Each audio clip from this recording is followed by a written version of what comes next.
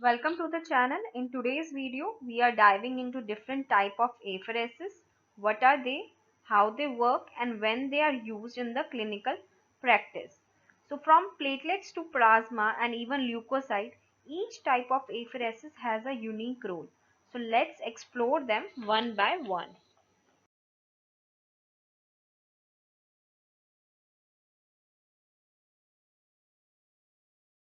Of apheresis. So donor apheresis and the therapeutic apheresis. Donor apheresis means when we are collecting a specific blood component for the transfusion purpose. For example, if we are collecting the plasma, then it will become plasmapheresis. If you are collecting the platelets, it will become plateletpheresis. For white blood cells, it becomes leukapheresis. If you are collecting the RBC, it becomes erythrocytapheresis. If you are collecting the hematopoietic progenitor cell, then it will become HPC apheresis. And the second one is a therapeutic apheresis. When we are removing the pathological component from the patient, then we call it as a therapeutic apheresis. So start with the plateletpheresis. So as we know, there is RDPs, that is random donor platelets, and SDP, that is single donor platelet. So what is the difference between RDP and the SDP? RDP is the platelet concentrate containing 5.5 to 8.5 into 10 to the power 10, which are suspended in 50 ml of plasma. Whereas in SDP, the concentrate contains 3 into 10 to the power 11 platelet, which are suspended in 200 ml of plasma.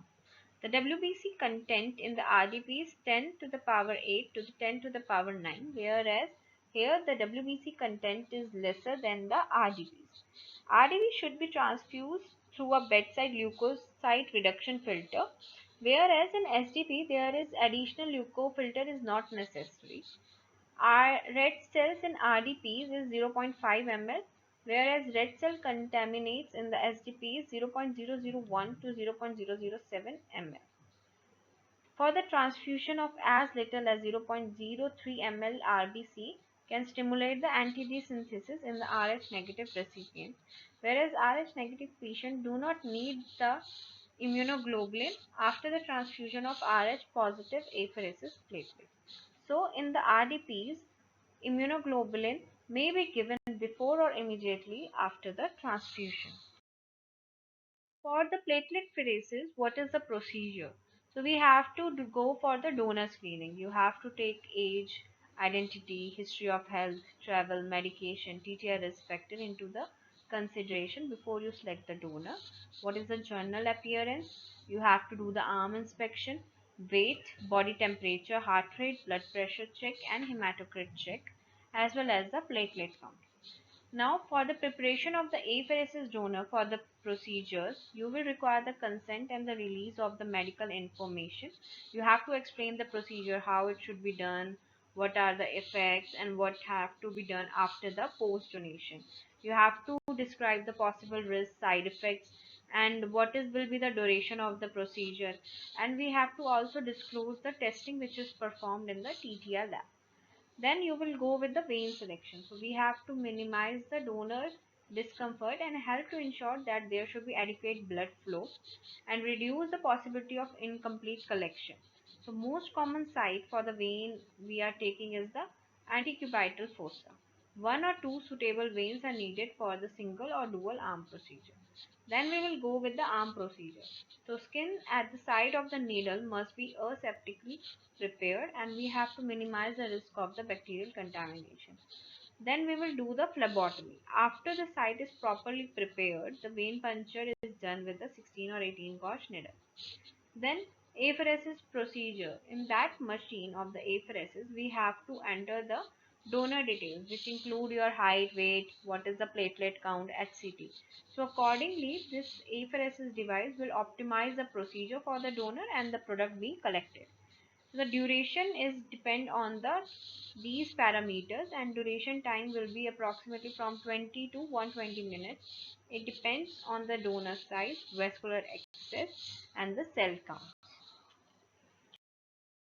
Donation instruction. So we have to tell the donor that avoid the exertion, avoid strenuous activities like lifting, pulling with the arms, and we have to encourage to leave the bandage in place for the specific interval.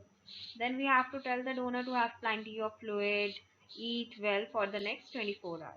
Then the release of donor. Donor should be observed in the post-donation area for approximately 15 minutes following the apheresis donation.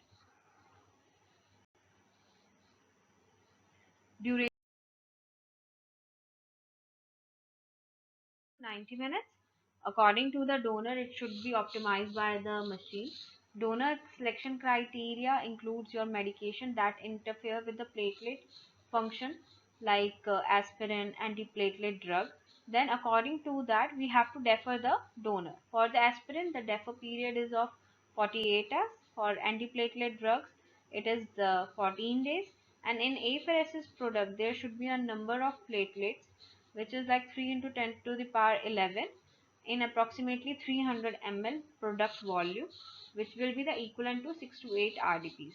So in case of emergency, the donor can donate again after 3 days, and approved for 5 days storage. The product is approved for the 5 days of storage at a temperature of 20-24 degrees with the continuous gentle agitation, and the donation interval is 2 days with no more than 2 procedures in 7 days, and a donor can donate 24 times in 1 year except that the HLA match for the specific patients. So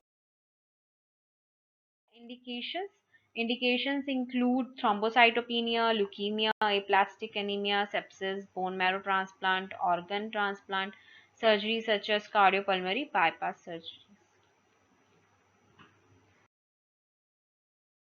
Is your erythrocytapheresis. So erythrocytapheresis means we are collecting the RBCs. So RBC is collected by apheresis typically as a double unit. So two RBCs are collected. For 2 units to be collected, the donation interval is 16 weeks. And for specific component donation, the donation interval is 56 days. Donor criteria involves HCT level of 40% and hemoglobin is 12.5 to 18. What are the advantages of erythrocytopheresis? That it is well tolerated by the donor and there is decreased incident of the donor reaction. Indication of erythrocytopheresis. It is indicated in sickle cell disease during severe crises like stroke, acute chest syndrome, priapism, and cholestasis. After ABO-incompatible bone marrow transplant, in Rh negative patients who have received the Rh positive blood with a high anti-D titer, in parasitic infections like malaria, falciparum infection, or babesiosis to lower the parasite load. Cytopheresis, that means we are collecting the WBCs with the return of the red cell, platelets, and plasma. So its concentrate must contain minimum of 1 into 10 to the power 10 granulocyte with a shelf life of 24 hours, and granulocyte collection yield by apheresis can be increased by giving either steroids, or you can add the red cell aggregating agent like HES, or administrating GCSF injections. Can also use corticosteroid. So less than 2% of the total granulocyte in the body are present in the circulation. So prior to the corticosteroids, we have to increase the vascular pool of the granulocytes by the stimulation of the bone marrow to increase the cellular output of the blood.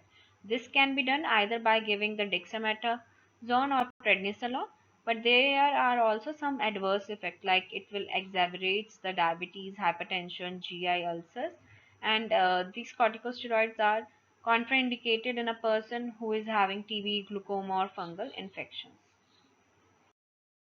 Yes, it is a red blood cell sedimenting agent.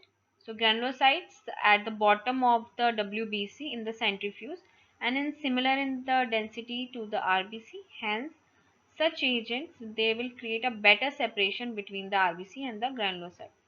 The adverse effects are headache, fluid retention, edema, mild weight gain, allergic reaction, pruritus, circulatory overload, and it does not remove all RBC, so should be ABO RH crossmatch compatible if we are using the HES.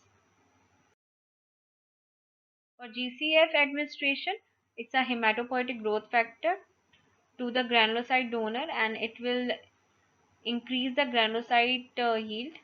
So up to 1 into 10 to the power 11 yield you can expect if you are giving the GCSF, and the adverse effect include muscle pain and the skeletal pain. Donor mobilization, collection and processing for the procedure of granulocytopheresis. For the mobilization, either you can go with the HES or you can go with the GCSF injection, 200 to 600 mcg subcutaneously. We can give this injection with the dexamethasone 8 mg per ROS 8 to 16 hours prior to the collection. So the duration of the procedure is 3 to 5 hours, and due to the large number of lymphocyte, you can irradiate with the 25 carat to prevent the GVHD. Remember that we can go with the irradiation for the granulocytes, but we will not use the filter for the transfusion. If RBC contamination is more than 2 ml, then ABO compatible testing is required.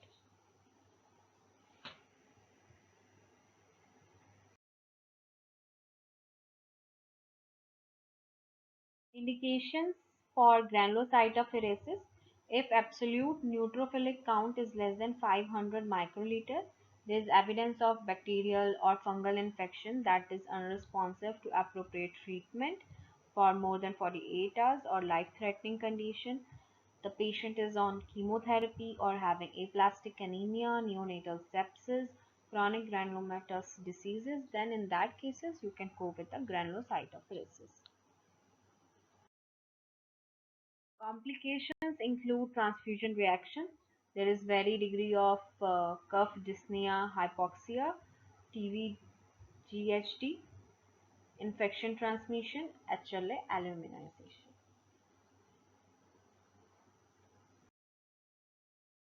Next is plasmapheresis. So here plasma is a component which we are collecting. Indication: to collect the immune plasma for the donors with increased concentration of certain plasma immunoglobulins, and RBC must return within 2 hours of phlebotomy. So amount of blood processed at a one time is more than 500, but it should not be more than 1 liter in 48 hours and not more than 2 liters in 7 days period. Jumbo plasma, there is a term which means two whole blood derived plasma. For the donor purpose, frequent: if a donor is giving, then once every 4 weeks he or she can donate. If it's infrequent, that means not more than 4 weeks. And the donation interval is 2 days, but not more than two procedure in a 7 day period, and tests to be done prior to the plasma collection, and RBC loss not more than 25 ml per week. According to the FDA guidelines, 12 liter maximum allowed to collect the plasma for the donation purpose.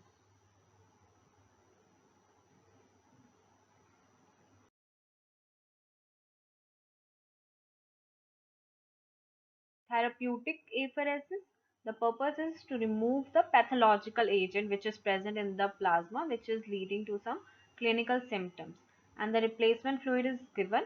And factors removed by the plasmapheresis is immune complexes in SLE, auto or allo antibodies, antibodies causing the hyperviscosity syndrome, protein bound toxins, lipoprotein, platelet aggregating factors in TTP. So all this can be removed by the plasmapheresis. Immunoadsorption. So it's a method in which a specific ligand binds to the insoluble matrix in the column. So plasma in this perfused over the column and selectively removed of the pathologic substance and return of patient's own plasma. So adsorptive matrices can be charcoal for the bile acids, polymyxin B for endotoxins, cellulose acetate for monocyte and granulocytes. Photopheresis, it's FDA approved for the cutaneous T-cell lymphoma. Patient is treated with the drug sorrelline.